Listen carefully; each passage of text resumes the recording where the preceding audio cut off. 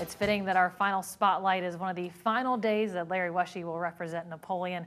After 53 years with the Wildcats, you're retiring as the assistant athletic director.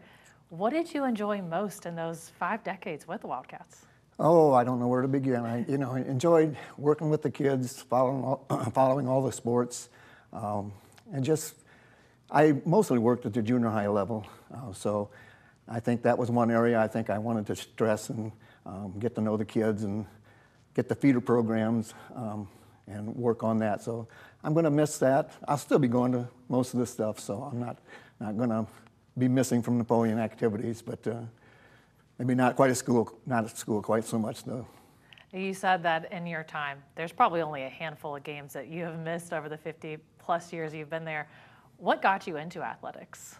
Well, I was an athlete in a little old Ridgeville Corners, Ohio, which probably not too many people have heard of.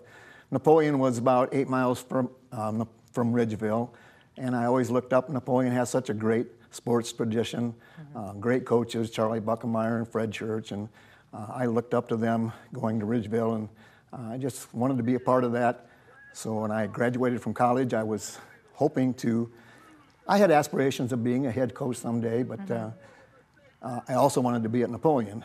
And looking at the people at Napoleon, there were some incredibly good coaches there, so I settled for the next best thing. I decided to be part of the program, part of the coaching staff, and that was very rewarding for many, many years.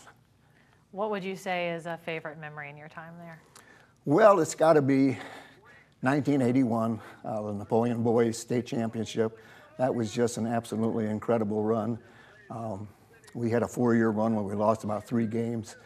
I had coached those kids in junior high, so it was extra special to me. But we played Willard. We got beat the one year.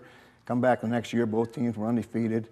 We beat Willard and went on to win the state championship. And I don't think I've ever seen a town so actively involved in sports as Napoleon was. It was just an absolutely incredible experience.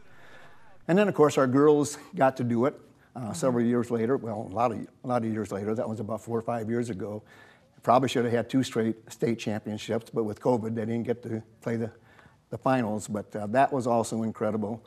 So those two, my son was on a state cross-country championship team, so that was special too. So those are probably the highlights, I would say. So we can tell that Napoleon has been a huge part of your life. What kind of impact have they left on you? Oh gosh, just getting to see these kids compete, getting to go watch them grow up and develop, and then you have friendships with them as they move forward in life. They come back and see you, and that just means so much to you. But yeah, it's just been an incredible experience to watch Napoleon. Napoleon's got a great tradition in sports, and it's been really neat to be a part of that. So even though you're taking a step away, it seems like Napoleon will still always be close and dear to your heart. Will they catch you at games this coming fall and winter? Oh, I won't be missing anything. They'll still see me there.